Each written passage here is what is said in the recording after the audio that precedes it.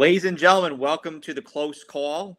It's a fine Thursday evening. We are heading into the final Saturday of the regular season. It's crazy to say, but that's where we are. It is almost conference tournament and March Madness time. I mean, it is conference tournament time for some of these teams right here. Tickets will be punched this weekend. So I'm exhilarated about that, and I'm exhilarated to have Luke Close back on the show on a Thursday at 7 p.m. like we always do. It's the most wonderful time of the year. Cue up The Andy Nets will be Williams. swishing and everyone telling you what teams to fear. It's the most wonderful time of the year. This is March, baby. This is March. We fucking made it to March, baby. And there's no better time.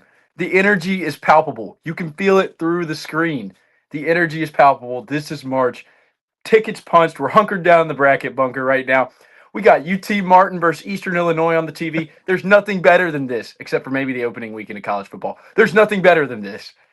That's Ty Simpson's dad's school against Tony Romo's school. What a Yeah. Hey, what a mashup. don't forget about Jimmy G. And Jimmy G, who might be a Dolphin. Just had to throw that in there. Wow, that would be insane. Yeah, I saw that report Tuesday, which is insane. But we've got a couple insane races coming down the line here. Like you said, the energy is palpable. You can feel it in the air right now. Like Phil Collins says, you can feel it coming in the air tonight. It's very true. We're going to talk about seeding here soon. And so, to just give a rundown of what to expect with our show tonight, we're going to be talking about the race for the number 1 seed, teams on the rise, teams that are falling, and then we're going to make our final regular season predictions, our final regular season game predictions. So let's start this race for the 1 seed. So Duke, Michigan, and Arizona are all but locked in. Yeah. To the 1 seed. There's not really much that they can do. They are locked in. They are 1,000% locked in. They're in. No, that is their spot in that. But what's crazy is the race for the last spot is going to come down to UConn and Florida.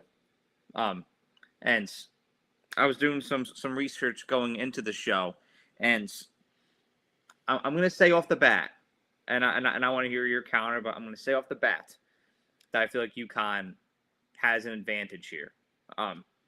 They are 27-3. They have a strength of schedule of 21st in the nation. Florida's is 11th. They're 24-6, so they have a better record than Florida. Most importantly, yeah, they have the head-to-head over Florida, and that's so. Not only do they have a better record, but they have the head-to-head.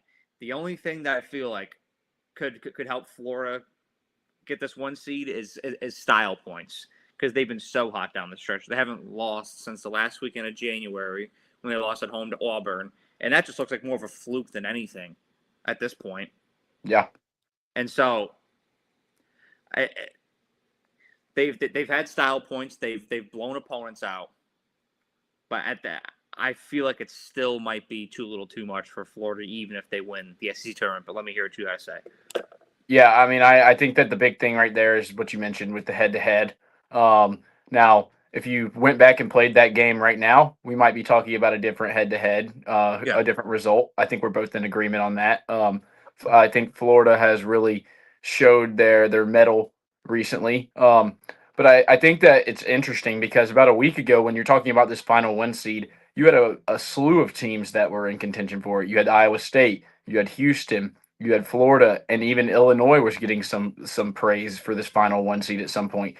For me, I think that it's a it's a 2-horse race right now, Florida and UConn. But I do think that a lot of UConn's strength of schedule comes from a weaker Big East, and that's why I actually think that there is a chance for Florida if they pick up some wins in the SEC tournament, if they win the SEC tournament, and UConn bows out early. I do believe that Florida will get that final 1 seed simply out of just the one, like you mentioned, the eye test. That streak that they're on is kind of hard to deny. It feels a lot like last year. They're the defending national champions, which is, not going to, matter this year, but it is something to be known and is something to be said.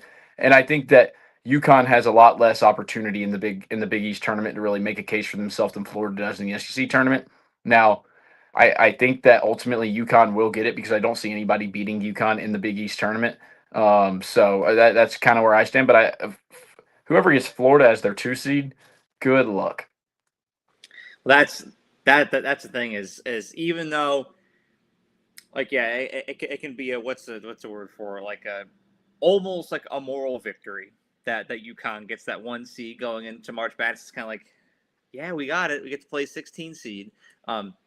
A 15 seed is almost the same for teams like this, especially a team built like Florida.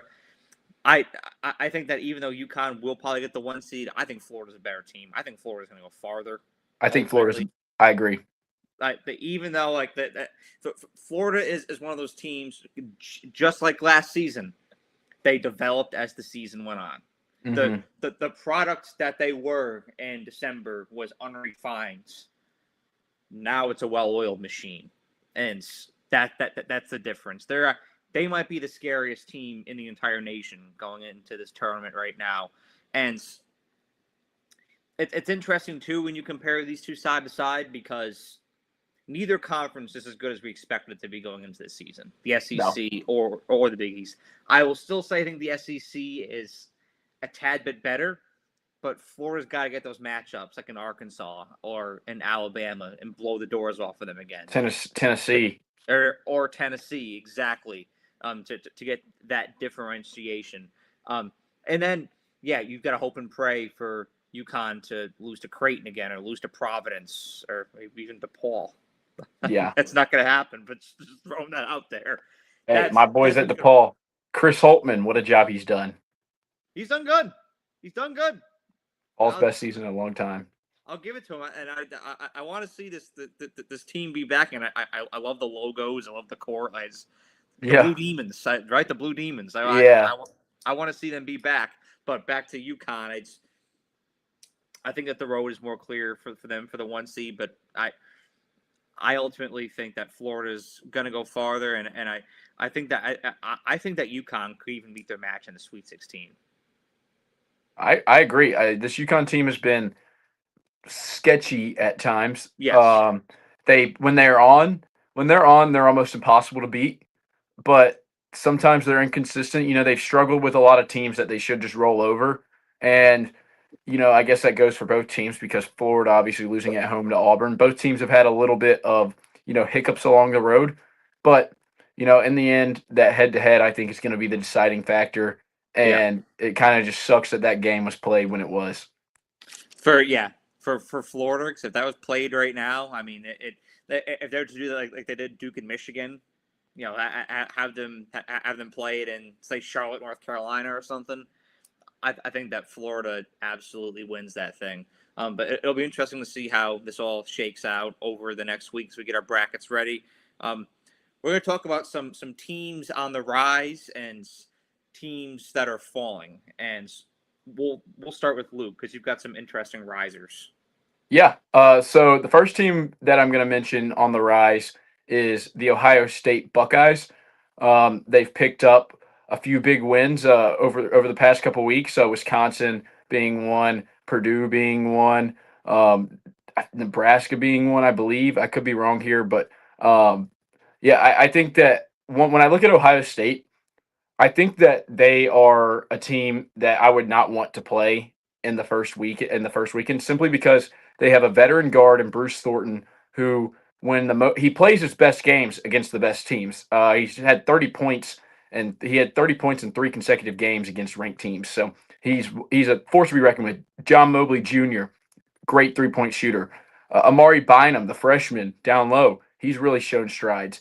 Christoph Tilley, I'm not huge on him, but he is an interior presence, and he's a big guy. So I think that Ohio State is a dangerous team to watch. They're still on the bubble right now, but every single game that they play continues to put them in a more secure spot for the NCAA tournament. Congrats to Jake Diebler. And the second team I have on the rise, this is a team that is honestly right now one of my favorite teams to watch, the Cincinnati Bearcats.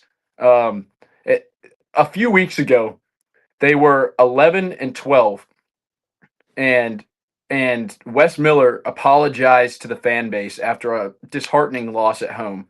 Since then, they've rattled off 6 wins, and they are firmly on the bubble. Just a lot. Joe Lenardi has them in the next 4 out. CBS has them as the second team out.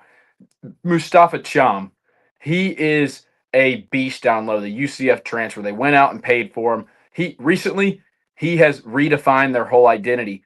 Day Thomas, I mean, Jizzle James, who was kicked off the team in August, comes back mid-season. This team is complete. I didn't even mention Jalen Celestine. They have a lot of guys that are capable of creating their own shot, and they have a huge bubble matchup this Saturday against the TCU Horned Frogs on the road. I think whoever wins that game, that could be a win and end game. And Cincinnati, they might have to get one more in the Big 12 tournament. I think if they get to 19 wins before they get to 14 losses, I think Cincinnati gets in the tournament. That's crazy to think. That game is happening right down the road from me here at the Schallemeier. You might be able to get some cheap tickets. Honestly, I may want to spectate this thing myself. This could be entertaining, especially with the implications of that. Both teams really trying to get in, and both teams, I feel it could be dangerous. That's how deep the Big 12 is right now. Yeah. But I love that you mentioned Cincinnati because they've been one of those great stories ever since that post game speech there. They have been one of the best stories in college basketball, and it's what March is about. It's what March is about. Yes, it is about teams like Cincinnati. And I'm interested to hear what you have. Well, I will say that while my list is a bit trickier than yours, for sure, I know you really went into the weeds here to get the two Ohio teams. Cincinnati. Hey, we gotta cover everything. Well, we got to cover everything, and that's why I think we're a good duo on here. I'm talking Duke and Arizona on here, and there's a reason why I had both of these two teams on here. Yes, are they 2 1 seeds? Absolutely. So like no shit, they're hot, but it's the storylines over the past couple weeks. Just why I had these two teams in this grouping for me. So Duke, they're playing UNC on Saturday. They haven't lost a game since the last time they played UNC and lost. And mind you, they were still controlling the tempo a lot in the second half of that game before Ngangba fouled out. Yeah. And so I feel like they could have won that one as well. But ever since then, they haven't looked back. And they've only had one win that hasn't been a double-digit win, and that was the Michigan game, who is another 1 seed. Huge quality win for Duke there. They've been – you watch Duke games, they've been beating the brakes off of these ACC opponents. I know the ACC is not great. Look, I mean, you got UNC, you got Louisville, you got Clemson a little bit, you got Virginia a little bit. It's not a great conference. I'm not going to say it is. But they are just jumping on these teams' backs and not getting lost. Look at it, the NC State the other night. Look at it, did the Syracuse a couple weeks ago. Look at it to Louisville. Like, they're destroying these teams right now. I think that Cam Boozer and Isaiah Evans might be one of, if not the best duos in the nation right now. I mean, their chemistry is phenomenal. They understand each other. There's certain teams that you watch and you can see the preparation off the court. You can see the basketball IQ. That is Duke right now. And it's how they responded to the North Carolina loss that has me where they are right now, or that has them where they are for me right now. And then Arizona. Similar story. I'm going to make a comparison here. Arizona reminds me of Miami. Not Miami of Ohio, but Miami, Florida in college football this year, where they had a little blip.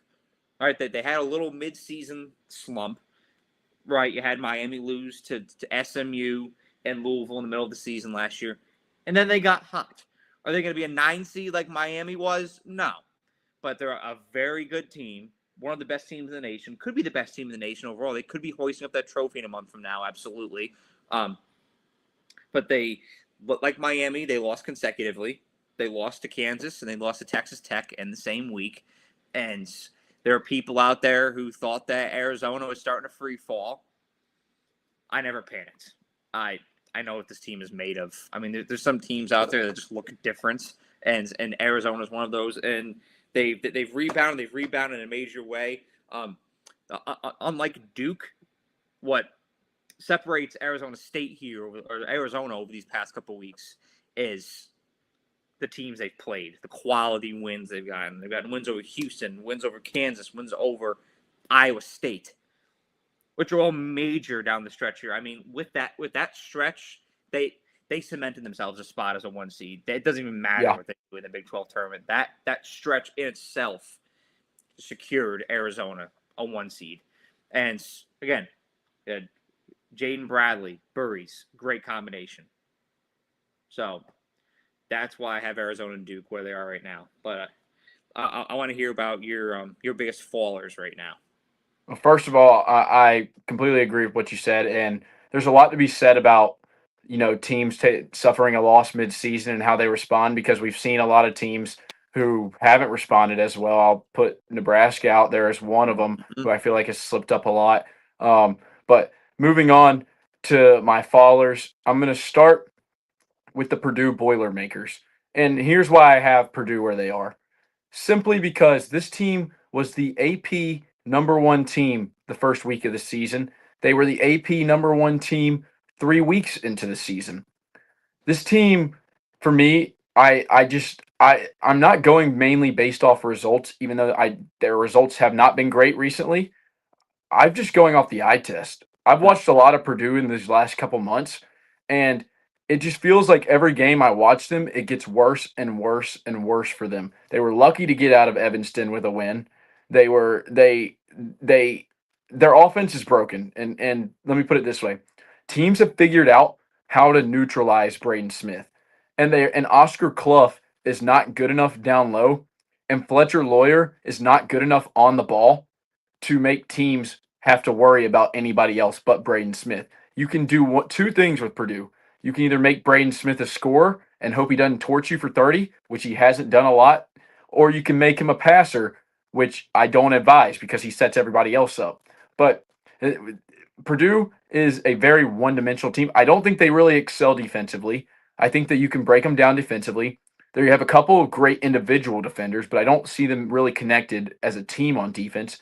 And I think that recently their offense has just been so stagnant, just pass it around the perimeter, dribble on the perimeter, maybe get into the paint once, and then shoot a contested 3 outside, which is not Purdue basketball. It's not what Matt Painter wants to do. The turnovers have been horrendous. So Purdue for me, they're falling closer to the 4 range, 5 range than they are moving up to the 3-2 in my opinion. So at Purdue in big trouble if you're a Boilermaker. They will be an early exit for me, and I'll book that right now. I don't care what they do in the Big 10 tournament. Early exit for me. And then my second team is the Clemson Tigers. I am full panic mode on Clemson.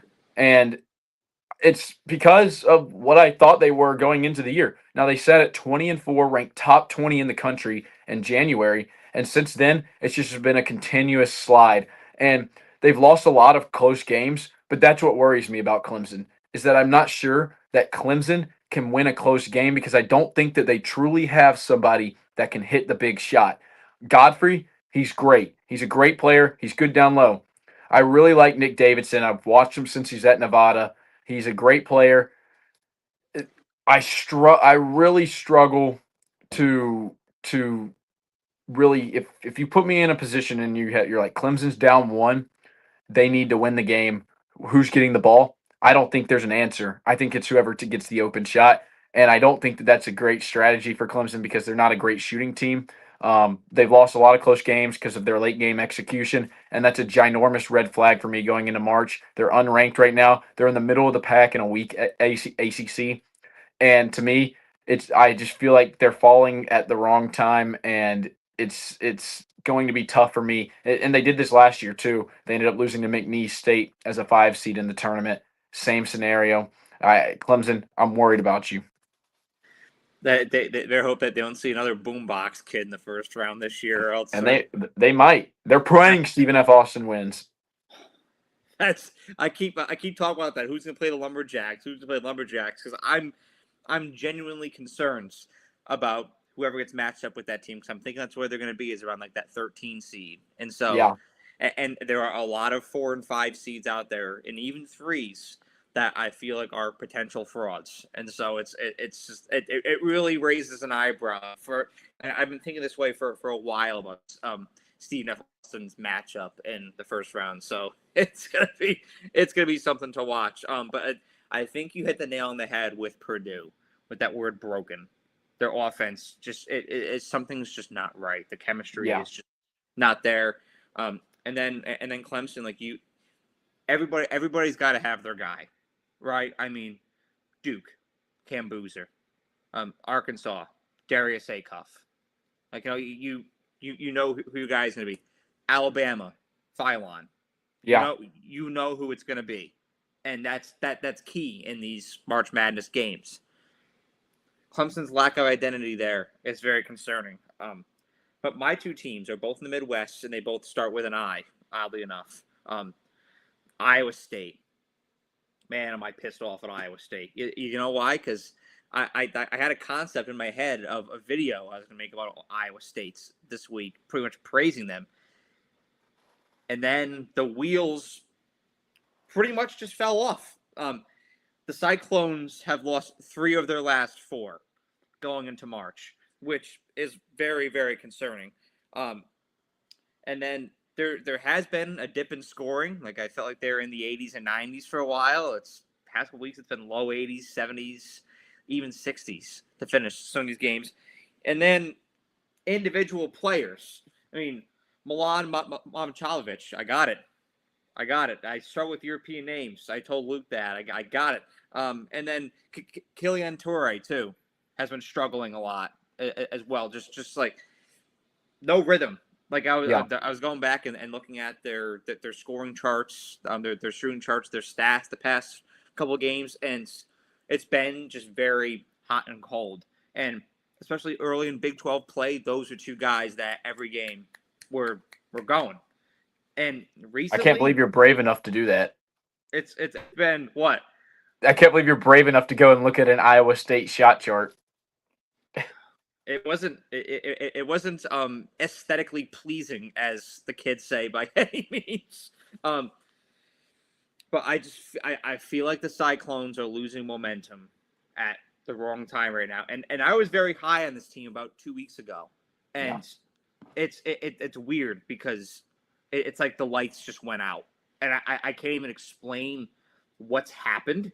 It's just the rhythm isn't there right now. The momentum is just not on their side. They've had a couple guys kind of lose confidence shooting the ball recently, and this is not the time that you want to be going into that kind of pattern right now. And it's funny, Illinois is another one, and we said this at the beginning of this show that even just last week, these 2 teams were in our 1 seed conversation.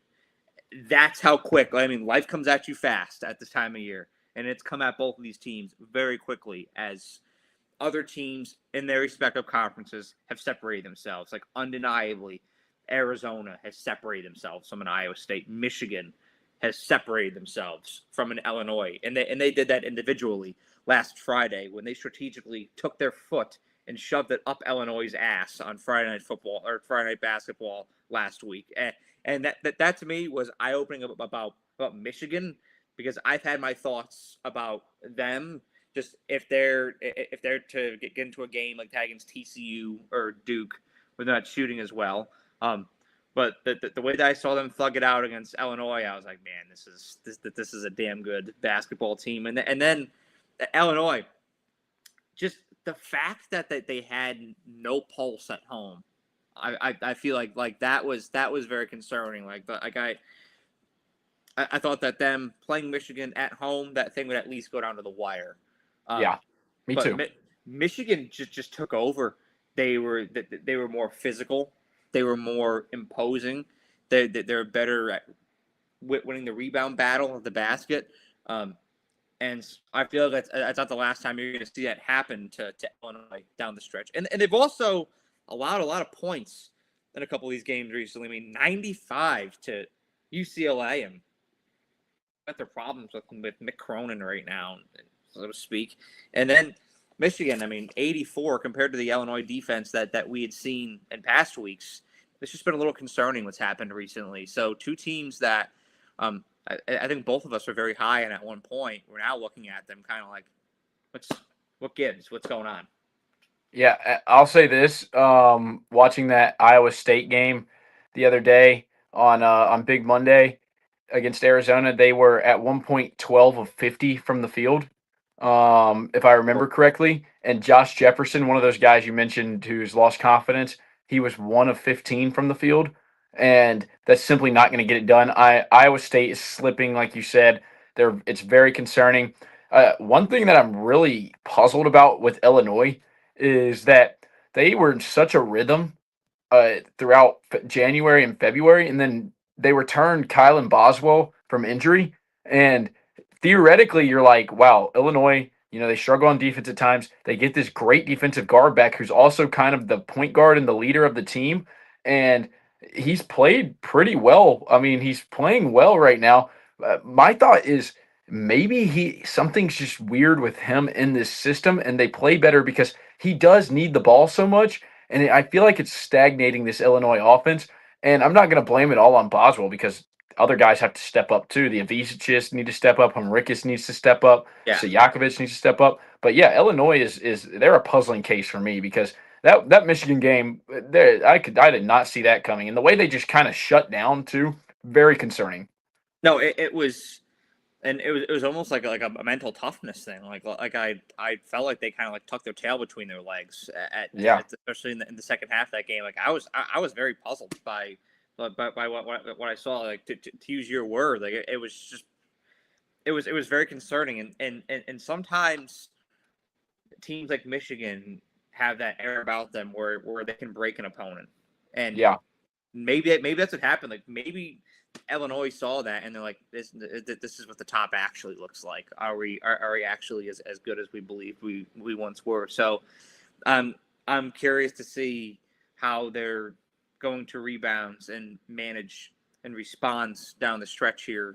But the stretch goes on into this weekend. So like I said, we've got our final weekends of the regular season quickly approaching. We have a game tomorrow night.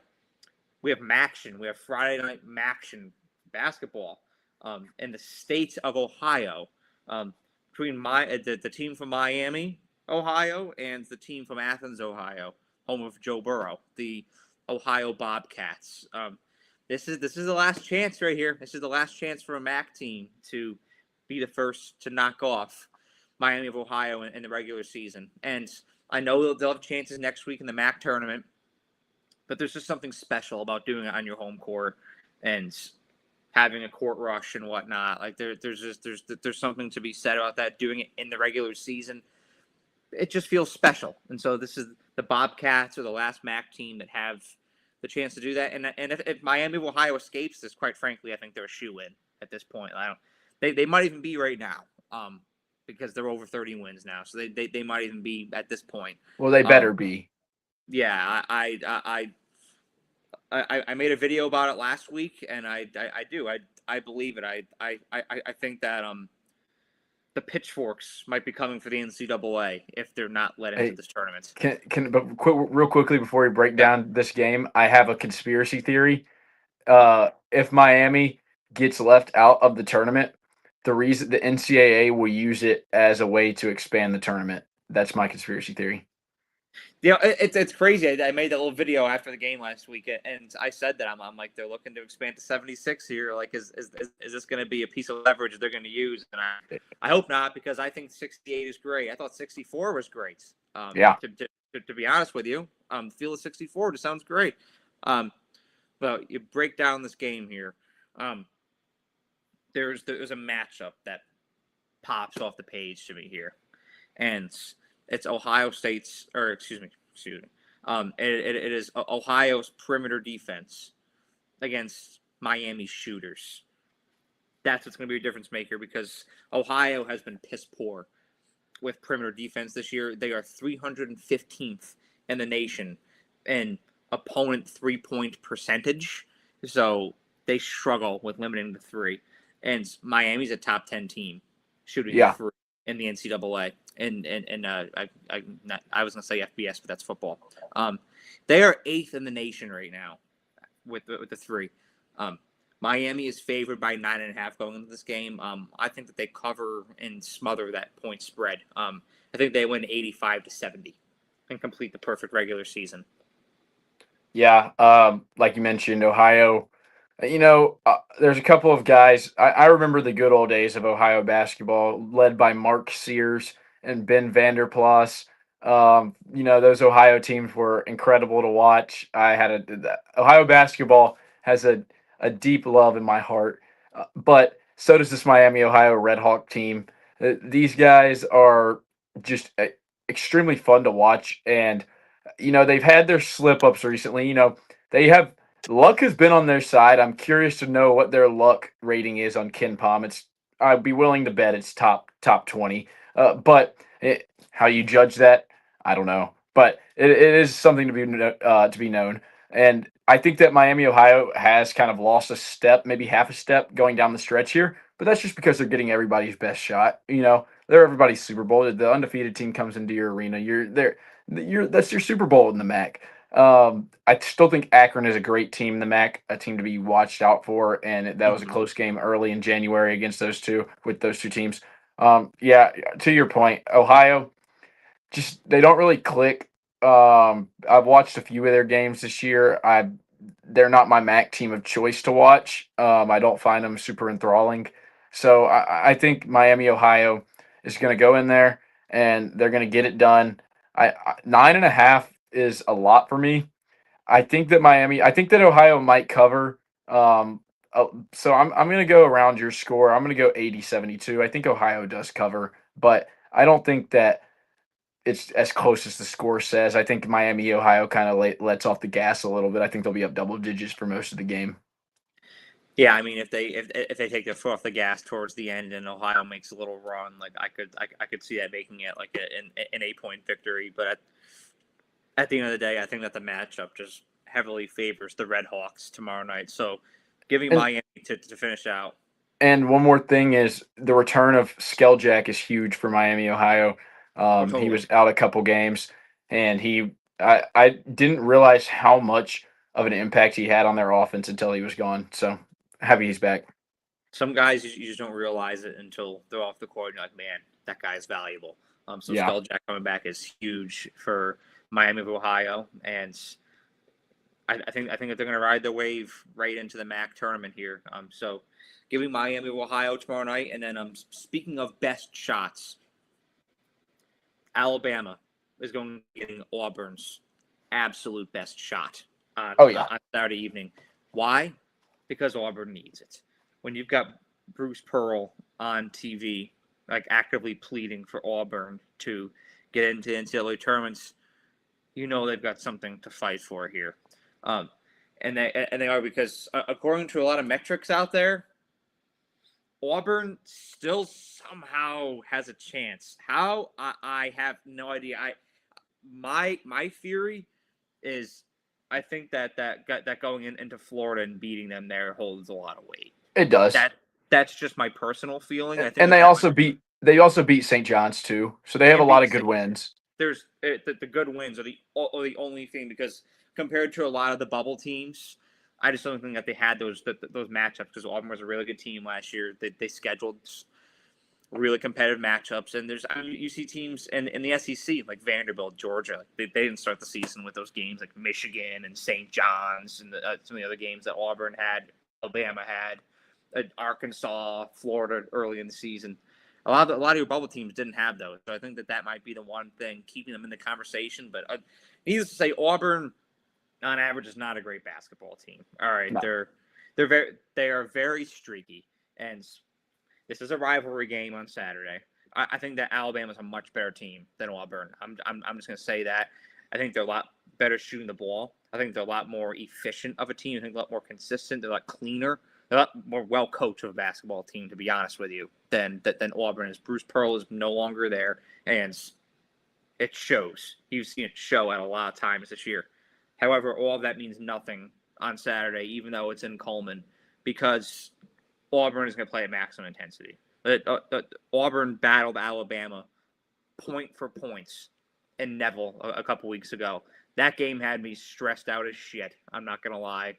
And I think that this game, optically, is going to be very similar to that first game. It's going to be shot for shot for shot for shot. It's going to be very physical in the paints. Everything you'd expect out of a rivalry game.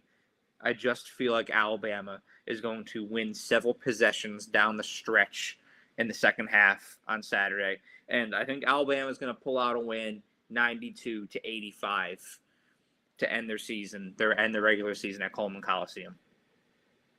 Yeah, so I will be in attendance for this game, which will be fun. I have watched the last few Alabama Auburn basketball games in Coleman Coliseum. Last year, I camped outside for the full 24 hours by myself in the freezing cold to watch Auburn come in and beat Alabama in Coleman. I was there a few years ago with the Brandon Miller team, where it was to clinch the SEC, and Auburn went up 15 points as an unranked team, and Alabama clawed back and got it to overtime and won the game. With that being said, I saw Walker Kessler and Jabari Smith come in and beat Alabama. Auburn plays well in Coleman Coliseum, and that's what's really concerning. But like you mentioned, I think that Auburn is just not a very well-rounded basketball team. I think they're very ISO dependent. They don't share the ball very well.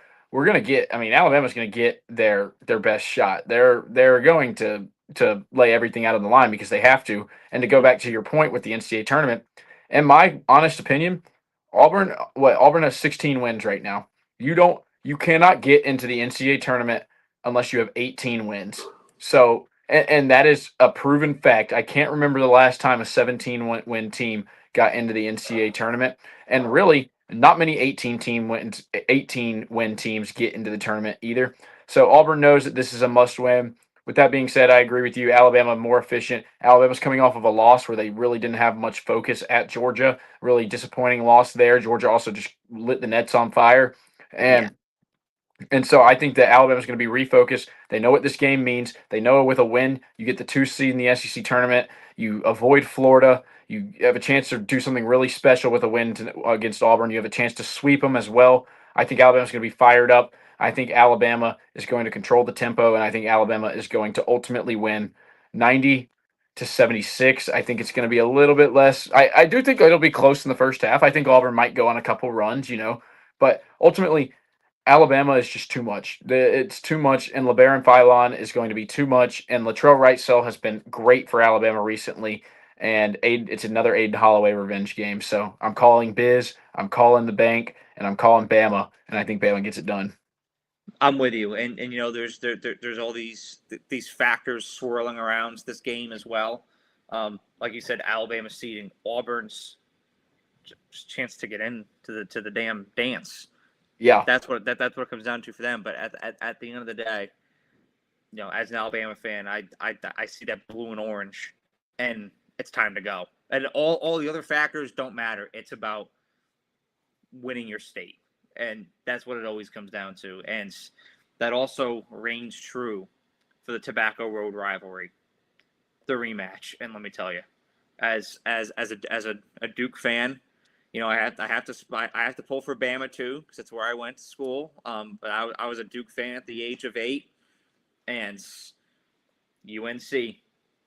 That's the one I circle on my calendar every year, and I felt some type of way ever since that loss a couple weeks ago. And I think me and all the other Duke fans out there have every right in the world too, because it was in our hands. It was absolutely in our hands. The buzzer beater, Nagangwa fouling out. This is Duke's chance for revenge, and I think that they are absolutely going to get it. Not to spoil my pick here. The big storyline going into this game, of course, is Caleb Wilson. Will he be a go or will he not? As of right now, he's trending upwards. He's trending like he will be on the floor on Saturday, and quite frankly, I hope he is because I want their best shot. I don't want we didn't have Caleb Wilson in the second game. I want him on the floor on Saturday to get North Carolina's complete, most fair shot possibly can. But at the same time, you've got to acknowledge that even though they're getting him back, it's over a month it's right around a month since he's played. So there's going to be some rust there. He's going to have to get back into his rhythm.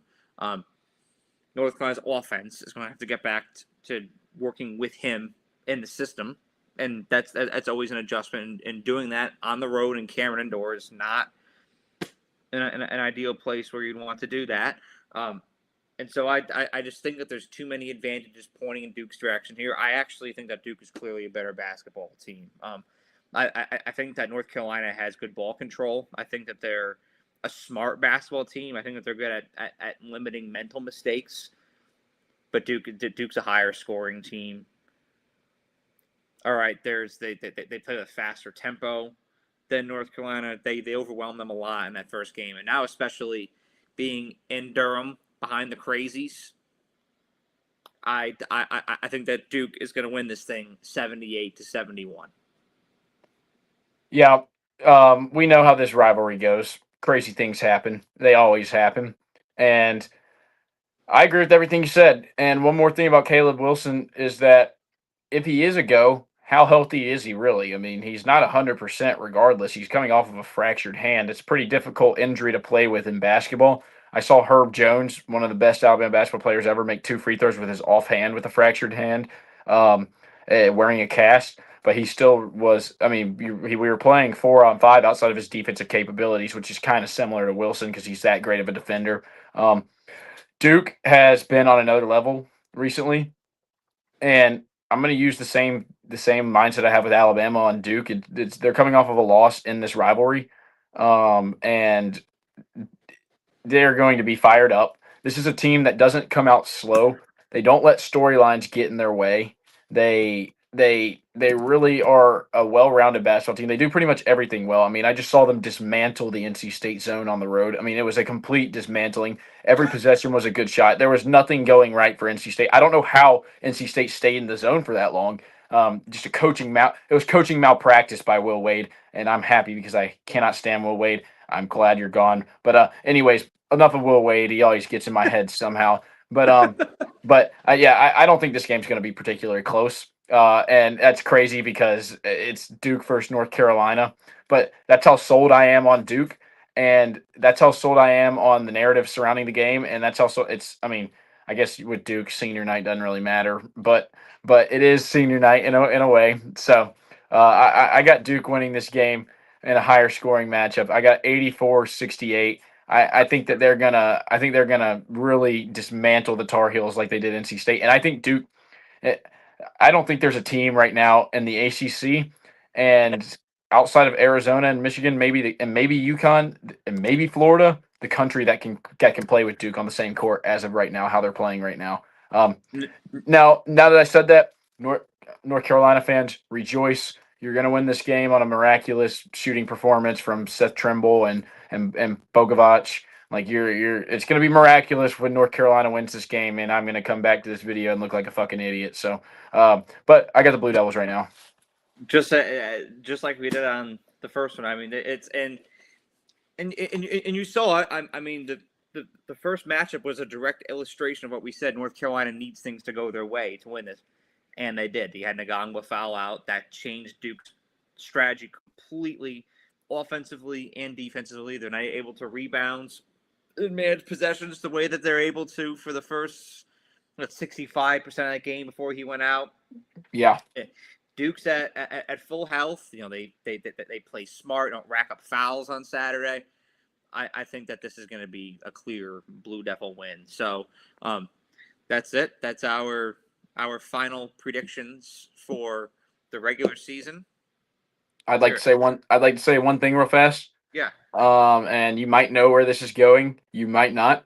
In other basketball news today, I have my Celtics green on, and that is because the face of the NBA is back. Jason Tatum, welcome back, Jason Tatum. I had to put it out there. I'm ecstatic. I gotta say, you know, I'm happy for the guy, but I want to make this clear that I'm pissed off at Jason Tatum. I'm damn pissed off at Jason Tatum. I got something to say about Jason Tatum because you know what? He was my favorite Duke player of all time. He still is. And I like Jason Tatum, but there's something that we're gonna address right here. You keep my Memphis Grizzlies out of your mouth, pal. Okay? That stray that we caught 3 weeks ago of well, at least I'll play for a sorry team like the Grizzlies. Yeah, pal. Hey, and you know what? If he took a lie detector test, no lies would be told. He's 100% right. Wait, look, we do have a pretty poor history, and I really thought that we were getting on the right path in 22, yeah, Boom, 2021, boom, boom, 22, and then one boom, boom, boom, boom, boom, boom, one boom, hand boom, boom. gesture, and we're back in the shitter once again. If there's any team out there, most of my teams I pull for are very good, but if there's one team out there that gives me a copious amount of sadness, it's the Memphis Grizzlies, because it's just, man, it's sad every year. Yeah, they're Memphis is in a rough spot. We're a very, very rough spot. But look, when they're hoisting the Larry O'Brien one day, I'm gonna be the guy that was with them in the trenches, in the mud. So I'm gonna ride it out. Hey, you do you, man. I'm gonna ride it out with the Grizz. But yeah, Jace Tatum will always be my guy, but I had to clear the air on that one, because that one was really, that statement was pissing me off, man. I'll tell Jason you said that. No, yeah, please do. Please forward the message, damn it. But that's all that we've got for our show today. Let me know your picks in the comments, and well, needless to say, you're gonna be seeing a lot of us here in these next couple weeks, because we're just kicking into gear.